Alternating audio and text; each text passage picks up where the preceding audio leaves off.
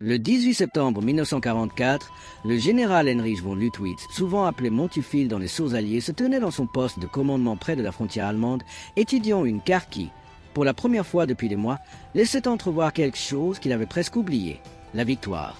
À 51 ans, Luttwitz n'était pas un fanatique. C'était un pragmatique, un maître de la guerre blindée qui avait combattu en Russie et en Afrique du Nord. Il avait vu des armées s'effondrer et savait que la Wehrmacht saignait à mort sur deux fronts. Pourtant, ce matin-là, il croyait tenir une main gagnante. Sous son commandement se trouvait la 113e Panzer Brigade, une unité fraîchement formée, directement sortie des usines, et non les vestiges épuisés des divisions de Normandie maintenues par la seule prière. Cette brigade était la nouvelle pompe à incendie d'Hitler, des formations équipées de 58 Panthers tout juste sortis d'usine, les chars les plus redoutables du front ouest. Certains équipages apprenaient encore les mécanismes de leurs tourelles. Luttwitz calcula avec une précision froide. Le Sherman américain était un cheval de très fiable, mais un char moyen doté d'un canon générique de 75 mm. Son blindage frontal pouvait être percé par un Panther à 2000 mètres, tandis que le blindage incliné du Panther renvoyait les obus américains comme des balles de ping-pong.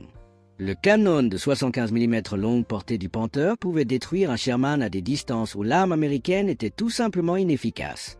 Il vérifia les calculs de carburant. La 113e brigade disposait de 600 000 litres, suffisant pour 2 jours d'opération intensive.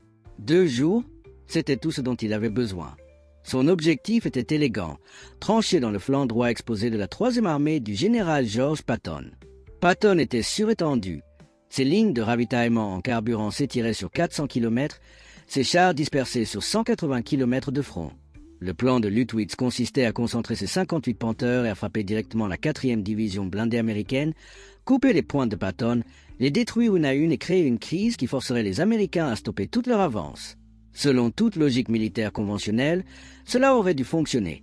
Les chars allemands étaient supérieurs, les forces concentrées, l'effet de surprise totale. Les Américains ignoraient qu'une brigade blindée neuve se rassemblait dans le brouillard et les forêts de Lorraine. Cependant, Luttwitz fondait ses calculs sur une logique de 1940 dans une réalité de 1944. Il supposait qu'une bataille de chars se décidait par l'épaisseur du blindage et le calibre du canon, ignorant qu'il menait sa brigade dans un piège construit autour de 3 éléments que l'esprit militaire allemand ne pouvait pas concevoir.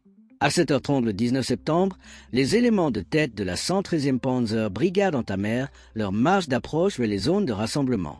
Un brouillard épais roula sur les champs de Lorraine comme une créature vivante, réduisant la visibilité à 50 mètres, puis à 30.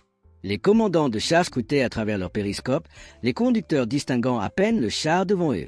L'avantage principal de Luttwitz, la puissance